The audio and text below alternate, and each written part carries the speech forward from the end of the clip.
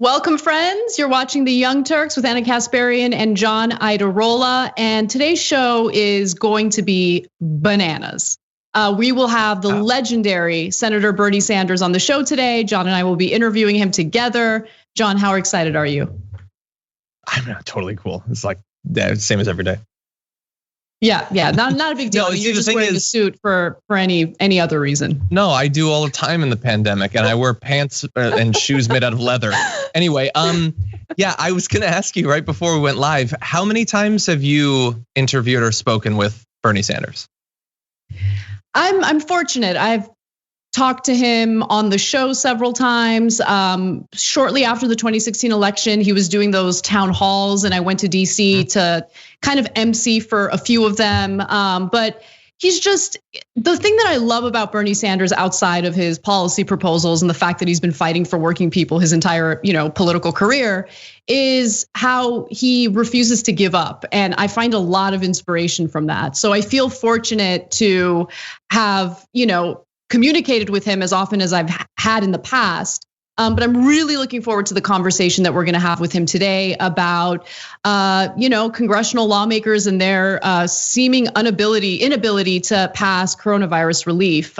So we'll talk about that, get some insight from Senator Sanders, and we'll also talk about how easily the House passed the defense bill with a veto-proof vote, meaning that so many members of the House voted in favor of it, including Democrats, of course, that it is. The difference, Anna, is that with the defense bill, American lives are on the line, so. Well, we'll talk about it. We'll break it down further for you guys. But for now, why don't we get started with Texas and what's currently happening with these ridiculous and frivolous election fraud lawsuits. So Donald Trump has, unsurprisingly, decided to intervene in the Texas election lawsuit that has no merit and is likely to fail in the Supreme Court. However, it was filed by the Texas Attorney General, Ken Paxton. Texas announced this week that they're filing the lawsuit directly with the Supreme Court against 4 battleground states. Of course, 4 battleground states that Joe Biden won. And what they're alleging is that Georgia, Michigan, Pennsylvania, and Wisconsin was engaged in unconstitutional behavior when they decided to expand mail-in voting as a result of the pandemic. So what did Trump say? Of course, one of his buffoonish tweets, "We will be intervening in the Texas plus many other states case. This is the big one. Our country needs a victory." And unfortunately, 17 other attorneys general signed on to this lawsuit as well. Again, it is very unlikely that they're going to win in this case. But why would the Texas Attorney General want to file this ridiculous lawsuit? They have absolutely no evidence of voter fraud. These are laws that were election laws that were decided by lawmakers or politicians in these individual states. Who's Ken Paxton, an attorney general from Texas, to tell these other states, these battleground states, what their election laws should be? Well, interestingly enough, the Michigan Attorney General spoke to CNN this morning about what might be motivating Paxton. We should take a look at that video.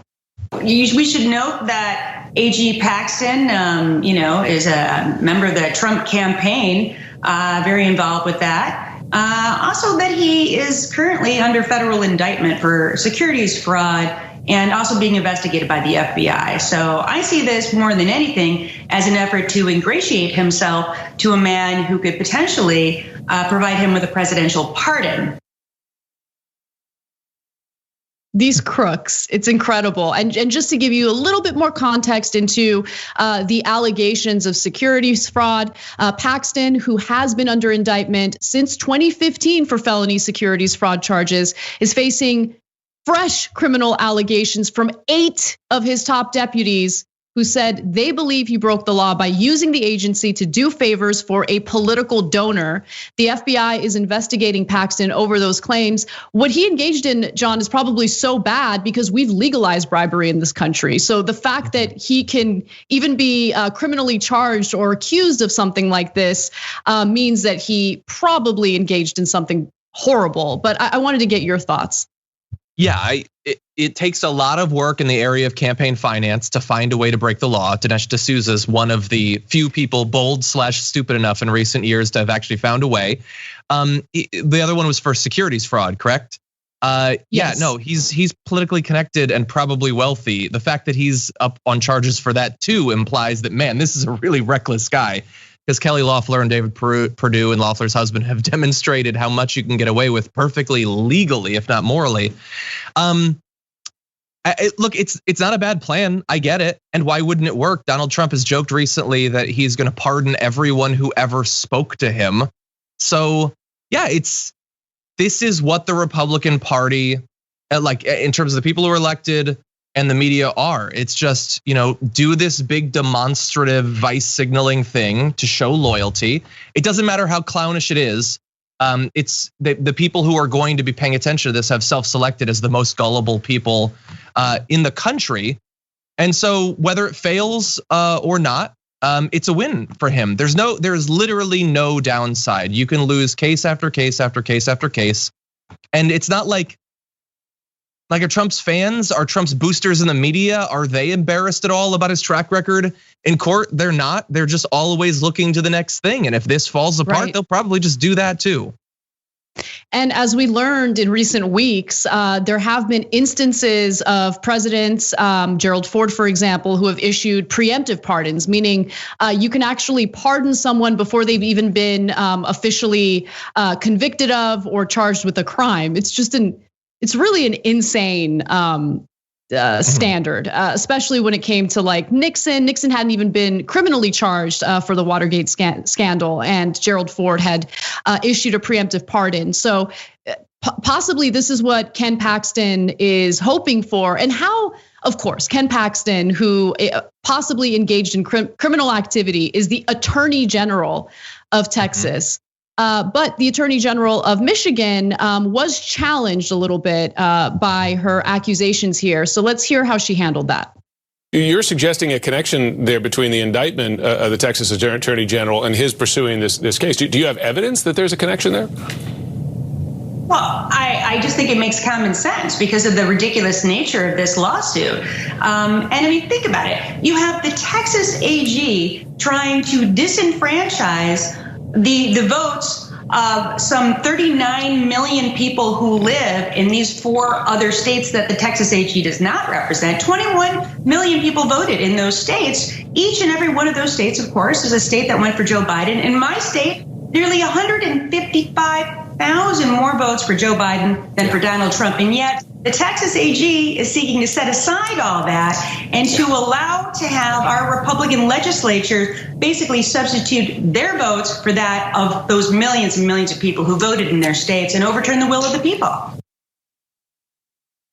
She's absolutely right, because if you look at what the allegations are and what the Texas Attorney General and now 17 other attorneys general are asking for, it's just, they do want to disenfranchise voters. They want to make it so these particular states don't count in the electoral college count. So their electoral college votes will not count toward the official total. It's just absolutely and utterly, it's terrible. I mean, this is the most undemocratic ask you can imagine. And so let me give you more details on what they're asking for and what they're alleging. So through this lawsuit, Paxton claims that the pandemic era changes to election procedures violated federal law. Why? How? I mean, some of these laws were actually challenged in courts, and judges clearly sided with the election laws and did not find them unconstitutional or illegal, federally speaking. Paxton, in a filing to the high court, Paxton claims the 4 battleground states broke the law by instituting pandemic-related changes to election policies, whether through executive fiat or friendly lawsuits, thereby weakening ballot integrity. Again, the courts didn't really see an issue with these election laws prior to the election taking place. In Pennsylvania specifically, which by the way isn't noted in the Texas lawsuit, there were Republican lawmakers in the state legislature who voted in favor of the election laws they implemented as a result of the pandemic. And then they turned around and tried to sue in one of these like phony election fraud cases. It's absolutely shameful. Paxton claimed that these changes allowed the voter fraud to occur. They have no examples of voter fraud. They have no evidence of voter fraud. A conclusion experts and election officials have rejected and said the court should push back a December 14th deadline by which states must appoint their presidential electors. So that deadline is quickly approaching, and it's just abundantly clear what they're trying to do. And to be clear, it is very unlikely, based on the fact that the Supreme Court rejected the Pennsylvania lawsuit, it's unlikely that the Supreme Court is going to go along with this nonsense. But you never know. You never know. Unless they rejected the previous lawsuit to clear the path to this one, because that one was too narrow and it only had to do with one state. This has to do with all of them. So in one fell swoop, they could overturn the entire thing. And of course, there's very, very, very, very little chance that they'll do that. But we have to pay attention to this because they could, in theory, they have a supermajority if they decided to. If a group small enough that they could fit around the table I'm sitting at decide that American democracy is done, they could overturn it. It seems impossible. That's why we're not freaking out more than we already are. But they could do it. The entire thing is, it's like the perfect example of American politics. It is stupid BS that we're forced to pay attention to that has nothing to do with people's lives or livelihood. But we have to pay attention to it because it could go through. It could overturn the election. Exactly. No, this is the daily struggle with this story because I hate it. I hate how stupid it is, how it just keeps going. It doesn't end. Like, please just let this end already so we can focus on other news. But this is the exact type of Republican behavior where if you're not paying attention and if you're not making it very clear that the media is on to you, I mean, they do all sorts of shady deals, shady policy negotiations, all sorts of things that violate our rights if they're able to do it without us noticing or paying attention, which is why we do need to pay attention. Two more things I need to just quickly mention. So when it comes to Ken Paxton and this Supreme Court lawsuit or this lawsuit he's filing with the Supreme Court, there are certain members of his team that have decided to kind of I guess, abandon this effort, not be part of it. As the Texas Tribune noted, conspicuously absent is the agency's top lawyer for appellate work, Solicitor General Kyle Hawkins, who typically argues the state's cases before the Supreme Court and did so as recently as last month. None of Hawkins' deputies is listed as contributing to the case, nor are any of the agency's hundreds of other attorneys. So, these people know that this is a nonsense lawsuit. Georgia's Deputy Secretary of State, by the way, Jordan Fuchs, is livid about what's going on. He says the allegations in the lawsuit are false and irresponsible. Texas alleges that there are 80,000 forged signatures on absentee ballots in Georgia, where, by the way, they did a hand count. Twice, I think. Twice, yeah, you're right. They did it twice, but they don't bring forward a single person who this happened to. That's because it didn't happen. There wasn't fraud. They're unable to prove it. And it's just really, it's dangerous what they're doing, not necessarily because I think that an actual successful political coup is taking place. I'm just worried about what this is doing to the already hostile climate in the country between Trump supporters and pretty much everyone else. Yeah, and really fast, if they can do this, if other states can sue to overturn the results of elections in states that aren't a party to the lawsuit, with the idea being that at a federal level, the outcomes of individual states affects all states. So theoretically, they have standing or it affects them in some way. Okay, well, if you can do it, we can do it. When Georgia suppressed the vote in 2018 or whatever, or when Texas did. in previous elections, and that led to either Republican senators being elected or perhaps led to Trump winning in those states theoretically, then we can challenge those. We can do this all day long for the rest of time. And that is, at least in theory, what the Supreme Court would be opening us up to if they actually give this the time of day. But again, if they do give this the time of day, then those sorts of concerns are the least of our concern, because we are very much not living in the country we thought we were if they decide to take this up and overturn the results of those multiple states elections. Yeah, absolutely. All right. Well, I really want to fill you guys in on coronavirus aid before we do our interview with Senator Sanders. So let's get right to it. There's a new and critical update to the coronavirus negotiations that are taking place between congressional lawmakers and the White House. Now, yesterday it was reported that the White House was urgently asking GOP senators to approve one-time $600 direct checks to Americans as part of the coronavirus relief bill. And at that time, it really did seem as though the Trump administration was outflanking Democrats in Congress from the left. But now it's abundantly clear that that's not actually what's going on. It turns out that the one-time $600 check that would be sent to Americans would be a trade-off for essentially getting rid of the federal unemployment aid of $300 per week. Okay, that trade-off seems pretty ridiculous. And so Nancy Pelosi talked about it a little bit today. She certainly clapped back, but before she did, Treasury Secretary Steve Mnuchin released a statement arguing this. Speaker Pelosi and I spoke today at 5 p.m. and on behalf of the president, I presented a $916 billion proposal. This proposal includes money for state and local governments and robust liability protections for businesses, schools, and universities. Now, Pelosi wasn't buying it, mostly because she had some insight that most others didn't have. And she says, while it is progress that Leader McConnell has signed off on a $916 billion offer based on the bipartisan framework, the president's proposal, which cuts unemployment insurance by $140 billion compared to the framework, is unacceptable. So she says it's a non-starter. I absolutely agree with her on that. And there are all sorts of issues in regard to the liability protections that are offered by Republicans. But before I get to that, and Katie Porter shredding Republicans for it, John, why don't you jump in? Yeah, I find it very difficult to comment on this because the contents of the package change so often. I mean, just yesterday, Mitch McConnell was saying that it wasn't a prerequisite that the liability protections would be in there, but now it is again. I don't know, or maybe it isn't. I don't know. I honestly don't know. We don't know what is in the bill until after it's passed, and usually not even then. Usually we're not sure even at that point, especially the amount of money that we're talking about.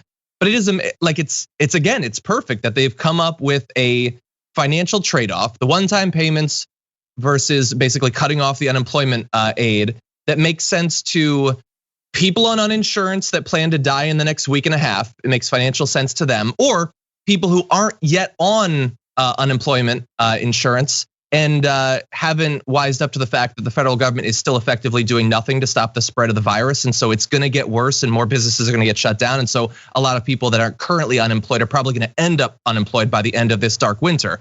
And this is, as we'll probably end up talking about with Senator Sanders, this is shaping up to be the last thing that they'll do. Like, we've waited almost a year, and this, I'm trying to search for a word that I'm allowed to use on this network right now, is the last thing that they're going to do. Insult to injury in every possible way.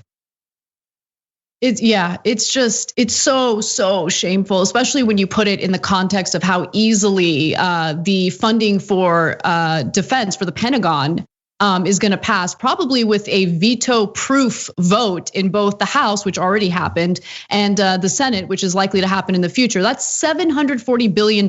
Every year, the number goes up for the most part. And there's no debate about it. It's just going to happen. But I do want to also talk a little bit about the liability protection or liability shield, which Mitch McConnell seems to only care about. Like that's the only thing that he's been pretty insistent on. It seemed like maybe he can bend to Democrats' will on it if there were some pretty significant trade-offs.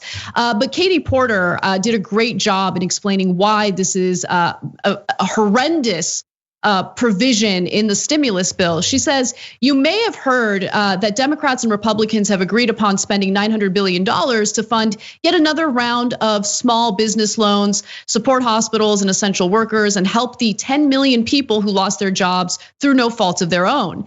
Everyone at the negotiating table, including Senate Republicans, have agreed to a compromise, except one. Mitch McConnell is refusing to bring it to the floor unless it wipes away all COVID-related lawsuits filed that allege injury or death due to corporate negligence. And she goes on to say that these lawsuits represent the worst of the worst examples of disregard for human life, cases filed on behalf of nursing home patients and grocery store workers who died because the company in charge of keeping them safe prioritized cutting costs over protecting them. And I think one of the best examples to share with you guys is what is happening now with a Tyson meatpacking plant where Tyson is facing a wrongful death lawsuit because dozens of their workers got sick and died due to their negligence. CNN has more details on that. Let's watch. According to the allegations, the plant manager of the Waterloo facility organized a cash buy-in, winner-take-all betting pool for supervisors and managers to wager how many employees would test positive for COVID-19. In the end, more than 1,000 employees would catch the virus, about a third of the nearly 3,000 working at the plant. I'm scared. Ernest Latiker spoke to CNN's Gary Tuckman in April about his conversation with Tyson's HR department. They told me I was safe, and they told me that everything was okay, and they told me I'll have a better chance of catching the coronavirus going out to Walmart than in Tyson. Come to work, you safe. The Tyson employers also allegedly told their employees to ignore any symptoms they might be suffering from contracting coronavirus and to just keep working. Yeah, it's just insane. The era of self-regulation of plants like the Tyson one needs to change, which is why it's good that the Department of Agriculture is going to be controlled by Tom Vilsack, who, while he was governor of Iowa, said that they should self-regulate. Anyway, but we'll talk about that more later. I can't. It's just so insulting. And the thing is, look, the reason that the liability shield is obviously such a priority for them, even though, again, as of yesterday, Mitch McConnell was saying that it wasn't important, isn't just because of all of the cases that we have right now or will have in the next couple of months. Those are bad and could be very expensive to these companies. But you know what's more expensive than a bunch of lawsuits all at once? It is years or decades of lawsuits. And COVID isn't a thing that either killed you or you survived. We are only beginning to understand the long-term damage that can be done to people's vascular system, their heart, their lungs, their reproductive system, we're finding out more recently too, as well as mental health issues. This is going to be one of those things where we're gonna learn more, and then there's gonna be class action lawsuits. And those are gonna be coming for literally years unless they're all cut off right now at the source. So they're talking about short-term COVID liability. I don't think that is the end game for them. I think they want to shut off possibly years of lawsuits about the sort of negligence that we just saw in that video. Of course. I'm with you on that. All right, we usually take social breaks where we read some of our members' comments or do live reads. But today, since we're interviewing Senator Sanders live on the show, we're actually going to take a proper break. Since we're going to do that, I'm going to read a few member comments right now, including one from David Sursa, and you can become a member, by the way, by going to tyt.com/join. He writes in, I'm sure there are plenty of establishment Democrats that have absolutely no issues with the liability waiver and are probably pushing for it themselves. I mean, Sursa, I don't blame you for thinking that. So far, I haven't seen any particular names floated in the news in regard to wanting that liability shield. But it always goes back to corporate donors and lawmakers ensuring that they appease the wishes of these corporate donors. And so if you really take a step back and look at who these donors are, oftentimes on many issues, they're the same for Democrats and Republicans. Spice Boy Wannabe writes in our member section and says, I'm with you, Anna. I'm tired of this election coup attempt. I'm getting almost nostalgic for the pre-2016 corruption. I'm tired of having to think about how Trump makes Bush Jr. look good. Yeah, I know that there's a lot of laundering going on for Bush Jr.'s reputation, but let's not forget some of the horrendous behavior he engaged in, both here domestically and with foreign policy. Many of the the tax cuts that he passed for the wealthy, the wars that he started, he was basically Donald Trump with a friendly face, really, and a friendly, kind of funny because he was incredibly not smart way of communicating. Anyway, so please share this stream if you're watching live. It's the best way to get the message out about the show. And we're about to interview Senator Sanders when we come back from this break. So again, share the stream, like the stream. It's one of the best things that you can do to help support the show. We love you guys. We're gonna take a quick break and we'll be right back.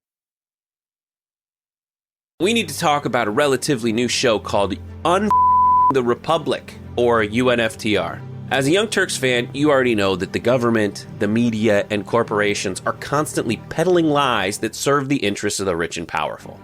But now there's a podcast dedicated to unraveling those lies, debunking the conventional wisdom. In each episode of the Republic, or UNFTR, the host delves into a different historical episode or topic that's generally misunderstood or purposely obfuscated by the so-called powers that be, featuring in-depth research, razor-sharp commentary, and just the right amount of vulgarity.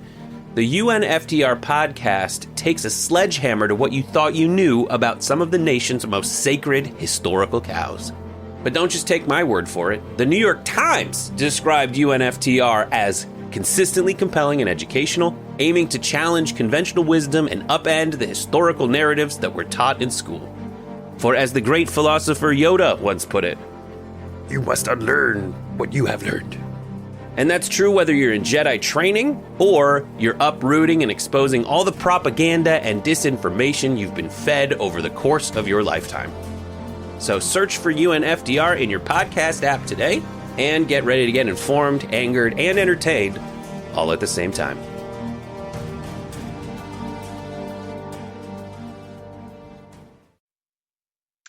Welcome back to the Young Turks. Anna Kasparian and John Iadarola with you. Joining us now is Senator Bernie Sanders to talk to us a little bit about the coronavirus negotiations taking place right now. Senator Sanders, thank you so much for joining us. My pleasure. I want to start off by, before we get into the nitty-gritty of how these negotiations are taking place, I think it's important to share some sobering statistics with our audience regarding how much this pandemic has exacerbated inequality in America. A recent study found that America's 651 billionaires have gained so much wealth during the coronavirus pandemic that they could fully pay for one-time $3,000 stimulus checks for every person in the United States and still be better off than they were before the crisis. The collective net worth of US billionaires now sits just above $4 trillion, nearly double the combined wealth owned by the bottom 50% of the American population. I see that it's pretty clear that inequality was a problem in the country prior to this pandemic, and now we're seeing a lack of real financial relief for the American people because of this inability for congressional lawmakers to make a deal. Can you tell us why that is? The defense bill was incredibly easy to pass in the House. It's likely to pass in the Senate with a veto-proof vote. When we talk about spending on the defense department, more money than the next 10 nations combined, $740 billion, as you just indicated, bipartisan support, not a problem. We don't even talk about it. Tax breaks for billionaires a couple of years ago, $1 trillion, not a problem. Massive amounts of corporate welfare to the fossil fuel industry. What is the problem? Just that they're destroying the planet, so what? Give them hundreds of billions of dollars. But when it comes to a moment in American history where the working families of America today are in worse economic distress than any time since the Great Depression. Hunger, soaring, tens of millions of people facing eviction. Half of our people living paycheck to paycheck. Suddenly we're very worried, Anna, about money. For Wall Street, not a problem. Defense Department, not a problem. For the children of America and working class people, a major problem. So here is what's going on, and I want everybody to hear this. All of you will recall that it wasn't so many months ago where the Democrats were fighting for several $1 trillion, in benefits to workers, the hospitals, the states, the cities, you name it. A good bill. Right now, we are down to $350 billion in new money, $550 billion to be carried over from the CARES Act, all of $900 billion. This proposal does not include one nickel for direct payment to workers in terms of what we had in the CARES Act, which was $1,200 for an adult, $500 for a kid, and only $300 in supplementary unemployment benefits. This is a weak bill, a fraction of what the Democrats had originally fought for. So I'm going to do everything that I can to make sure that Congress does not leave for its Christmas vacation until we take care of the needs of working families.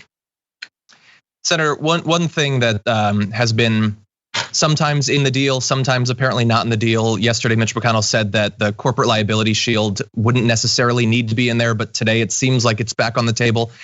Is that the sort of thing that will be or should be a deal breaker, either for you or for other Democrats in terms of supporting this final bill? One of the things. The direct payment is also for me a deal breaker. This is a total outrage. You have had major corporate interest, often in the food processing business, the meat processing business, who have treated their workers in the most irresponsible manner, where hundreds of workers have become ill, some have died. You have seen in Amazon some 20,000 workers who have been infected. We don't know how many have died. If you give them a green light, and if you say, no problem, you don't have to take any responsibility for your treatment of workers and the safety provisions or lack of safety provisions that you have provided, what you're saying to every corporate interest in America, you can do anything you want, and there is impunity. And that is an outrage which must not be allowed to happen. Yeah, I absolutely agree with you on that. I mean, just looking at what happened to employees at the Tyson meatpacking plant and how Tyson is now facing, I think, a very justified wrongful death lawsuit, that really hangs in the balance based on the next stimulus bill that passes. If hopefully there is a stimulus bill that passes. I wanted to ask you a little bit about some of the political calculations made by congressional Democrats, in particular, Democratic leadership. Nancy Pelosi seemed to be playing hardball prior to the election when Donald Trump was urging Republican lawmakers to sign on to a $1.8 trillion stimulus bill. And I was willing to give Pelosi the benefit of the doubt. She said that the liability shield was a non-starter. She would not sign on to that. And, demanded more, demanded better. And at that point, Trump, of course, had some incentive to pass a relief bill because it could have helped him with his election. Now it appears that she's very much willing to sign on to legislation, a stimulus bill that's far weaker. And I'm specifically talking about what the bipartisan senators had proposed last week. It is a watered down bill. It does not provide one-time direct checks to Americans. It does have a liability shield in there for corporations. She said that, congressional lawmakers should support that. What's your response to that argument? I disagree. As I indicated earlier, we have gone from over 2 trillion down to 350 billion in new money, not a nickel for direct payments at a time when so many of the people, working families in this country, are really suffering. So I think what the Democrats have got to do is draw a line in the sand and stand up and fight back and say, we have already made major concessions, but enough is enough. working people in this country are going to get that $1,200 check they desperately need and the $500 for the kids. I'm trying to understand sort of the stakes for this bill, what ends up being in it, because it's been many months since the last bill, since the CARES Act. Is it your assumption, is it fair to say that regardless of what ends up getting passed, that will be pretty much it, that's going to be what the federal government? No, I don't think so. I think, obviously it depends on what happens, with the pandemic, and hope to God the vaccine is distributed as quickly as possible and it is effective. And hopefully that the economy rebounds and people go back to work and have the incomes that they need. But if that does not happen fast enough, it is our obligation to make sure that we do everything we can to protect the workers and their kids in this country. And I think, Biden probably feels the same way. But here's another point that I want to make, which has not been discussed enough. If the Democrats cave on this issue, essentially what you are conceding to McConnell and the Republicans is that we're going to go along with austerity economics. That we have accepted the argument that after huge amounts of money for the military and corporate welfare and Wall Street and everybody else, that right now we got to go into austerity. You know what that means? That means nothing. That we're not going to do anything significant in climate change, in infrastructure, in childcare, in expanding healthcare. We're not going to do anything significant in terms of pushing forward the agenda, the halfway decent agenda that Biden, has supported. So this moment right now is not only how we deal with the crisis today, it is how we look to the future and whether we're going to fight to protect working families or whether we go into an austerity moment. I love that you mentioned that, because after 4 years of Donald Trump, his tax cuts for the wealthy, his tax cuts for corporations, we're suddenly hearing Republicans ring the alarm regarding deficit spending. It doesn't really seem like they care too much about deficit spending when it comes to tax cuts and handouts, in corporate welfare. And so that kind of lingo, unfortunately, seems to be somewhat persuasive among a portion of American voters. What can Democrats do to maybe improve their messaging on how that talking point is complete and utter nonsense meant to engage in austerity politics? First of all, when we invest, with terms of climate change, there is no option. You're going to spend a lot more money repairing the incredible damage done to this country by climate change than getting the world to go forward and transforming our energy system. So I'd rather put money into wind, solar, energy efficiency, new transportation, new agriculture, rather than having to rebuild communities destroyed by terrible destructive actions. Second of all, when we rebuild our infrastructure and create millions of jobs, at the end of the day, the economy is going to grow, the tax base is going to grow. So investing in education, in infrastructure, in climate change, in healthcare, keeping people healthy rather than forcing them to go to the emergency room actually saves us money. I wanted to ask you, Senator, about a point that was raised yesterday on Twitter by Representative Pramila Jayapal, who took issue with the terminology of stimulus checks, sort of pointing out that for most people, this is not about stimulating after a bad Q1 and we want to, make the economy a little bit stronger. This is about survival. This is about not being thrown out of your apartment. Is this a possible area where the language that's being used on this really important area is sort of playing into the way Republicans seem to think about and talk about this bill rather than the Democrats who seem to understand that lives are actually on the line? Well, I think, Pramila is, of course, absolutely right. It really is quite amazing to me the degree to which my Republican colleagues are very worried about corporations getting protection for irresponsible behavior in terms of the coronavirus and getting their workers sick. They're very worried about that. But when children in America go hungry, when working people are going to get evicted from their apartments, when people have no health insurance, it is incredible how there is a blind eye to that suffering. And we've got to get people to stand up. I mean, this is one of the things we're working on right now, why I'm on this show right now.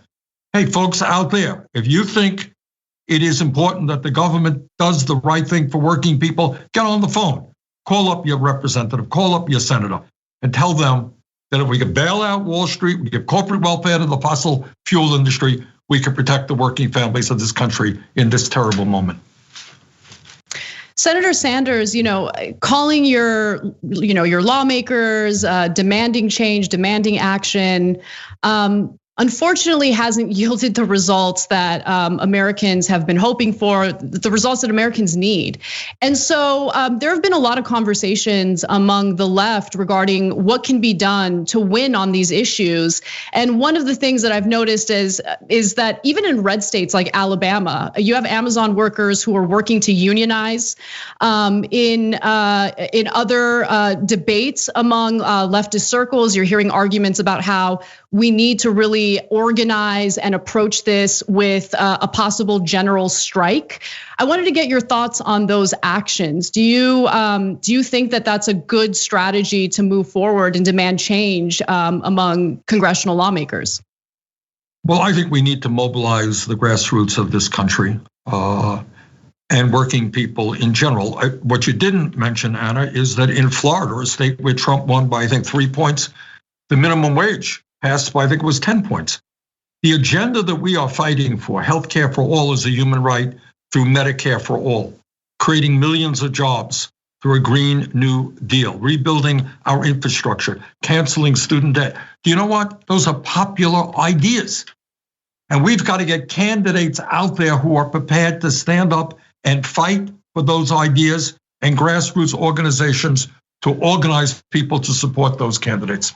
At TYT, we frequently talk about all the ways that big tech companies are taking control of our online lives, constantly monitoring us and storing and selling our data. But that doesn't mean we have to let them. It's possible to stay anonymous online and hide your data from the prying eyes of big tech. And one of the best ways is with ExpressVPN. ExpressVPN hides your IP address, making your activity more difficult to trace and sell to advertisers. ExpressVPN also encrypts 100% of your network data to protect you from eavesdroppers and cyber criminals. And it's also easy to install. A single mouse click protects all your devices. But listen, guys, this is important. ExpressVPN is rated #1 by CNET and Wired magazine. So take back control of your life online and secure your data with a top VPN solution available, ExpressVPN. And if you go to expressvpn.com/TYT, you can get 3 extra months for free with this exclusive link just for TYT fans. That's expressvpn.com/TYT.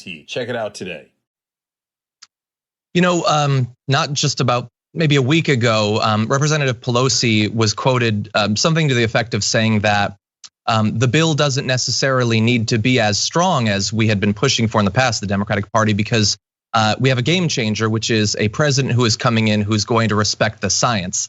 That seemed to me to indicate a disconnect with how the pandemic is still on a day-to-day basis affecting regular people, and how a president in 58 days is great, but we're about to enter a period of 3,000 plus deaths a day. Is that just a misstep? Or like when you talk to senators and representatives, do they get how bad it is out there when it comes to the day-to-day effect of the pandemic? Some do and some don't. I mean, it saddens me immensely, and it talks about the corruption of the political system, that representatives from the poorest states in this country, the poorest states, are often the most reactionary. And why that's so is subject for another discussion. But clearly we have got to mobilize all over this country at the grassroots level on the issues that the American people care deeply about. We are winning the ideological debate. The people understand healthcare is a human right. They got to have a minimum wage, which is a living wage, at least $15 an hour, that climate change is real. We've got to address it, et cetera, et cetera. And now we need to mobilize people in support of candidates who are prepared to fight and implement those ideas. Senator Sanders, thank you so much for taking the time to speak with us about the stimulus bill, and thank you for continuing to fight on behalf of the best interests of Americans.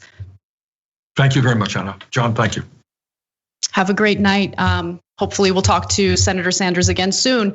But for now, we have to take one more break in this hour. Let's do that. And when we come back, we will talk about how Representative Ilhan Omar is ripping the congressional lawmakers in the House that voted overwhelmingly to support the defense spending bill. We'll be right back. Thanks for listening to the full episode of the Young Turks. Support our work, listen ad-free, access members-only bonus content, and more by subscribing to Apple Podcasts at apple.co/TYT. I'm your host, Cenk Uygur, and I'll see you soon.